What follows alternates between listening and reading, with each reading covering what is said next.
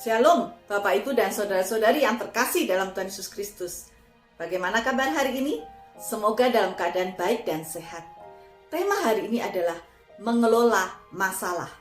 Bacaan terambil dari Mazmur 42 ayatnya kelima, demikian. Mengapa kamu tertekan, hai jiwaku, dan gelisah di dalam diriku? Berharaplah kepada Allah, karena aku akan bersyukur lagi untuknya, penolongku dan Allahku. Dalam hidup, masalah tidak diundang, pasti hadir. Dan apakah masalah akan hilang ketika orang melarikan diri atau bersembunyi dari masalah? Hati-hati, iblis mengiming-imingi ketika orang sedang dalam masalah yang berat. Oh, ada sesuatu yang bisa untuk menghilangkan masalah. Contohnya dengan merokok, minum minuman keras, obat-obatan terlarang, pornografi, bahkan dengan selingkuh dan berbagai macam hal yang negatif.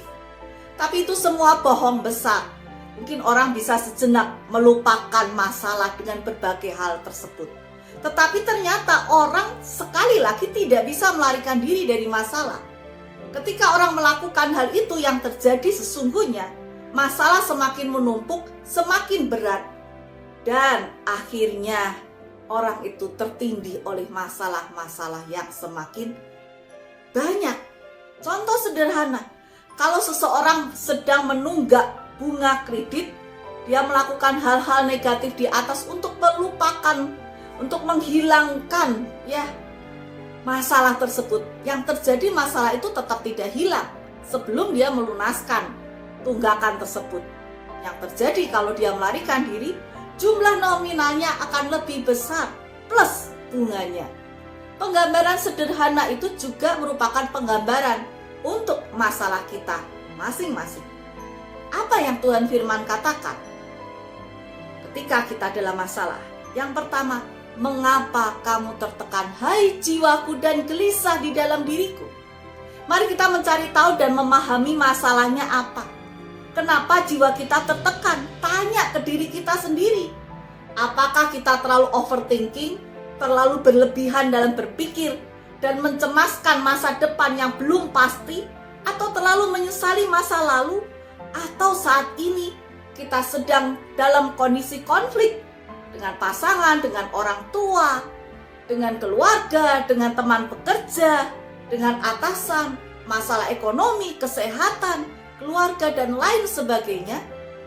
Mari kita merefleksikan mengapa hal itu terjadi. Jangan cepat-cepat kita menuding, oh orang lain pasti salah dan saya benar. Tapi mari kita mencari waktu saat teduh untuk melihat ke kedalaman diri kita.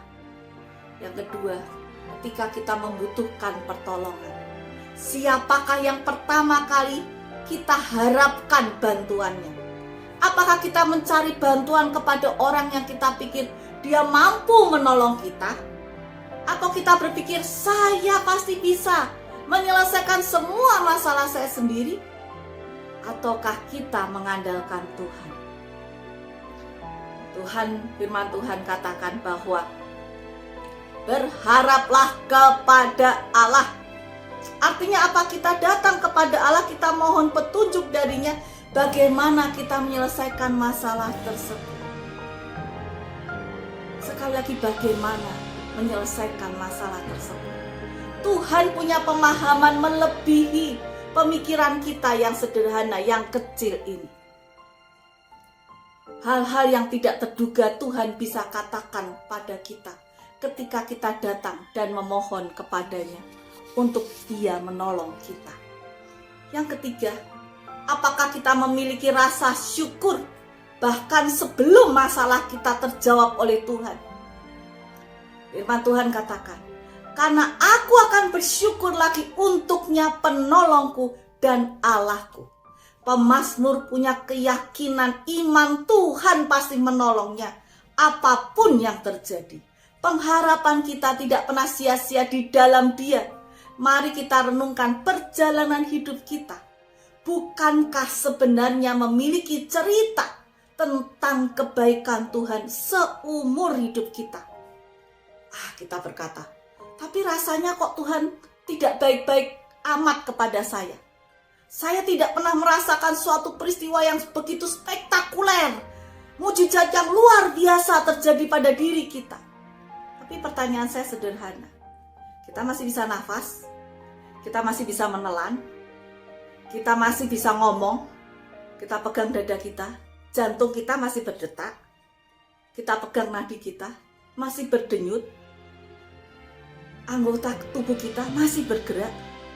Bukankah itu juga hal yang mujizat bagi orang-orang yang sedang dirawat dalam gawat darurat di rumah sakit?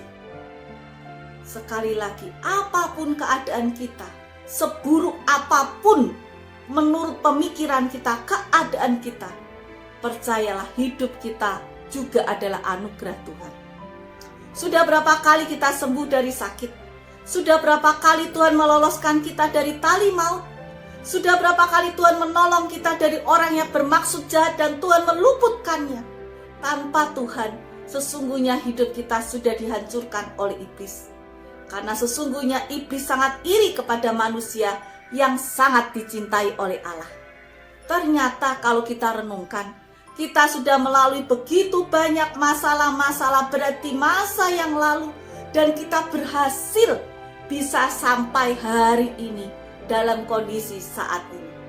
Dan kalau Tuhan sudah menolong di masa yang lalu, Tuhan yang sama pula akan menolong kita di masa kini dan masa depan. Jangan khawatir, nikmati hidup kita saat ini. Hadapi masalahmu bersama dengan Tuhan. Minta Tuhan untuk tidak melepaskan tangannya kepadamu. Dan berjalanlah dengan iman percaya. Tuhan tidak akan membiarkan engkau jatuh tergeletak. Tuhan pasti menolong dan juga memberkatimu. Amin.